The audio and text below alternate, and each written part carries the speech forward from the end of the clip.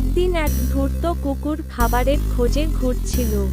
অনেক খোঁজাখুঁজির পর সে এক দোকান থেকে একটি মাংসের টুকরো কুড়িয়ে নিল এবং তা মুখে নিয়ে নদীর ধারে গেল। নদীর ওপর একটা সাঁকো ছিল। সেই সাঁকো দিয়ে হেঁটে যাওয়ার সময় কুকুরটি পানিতে তাকিয়ে দেখল।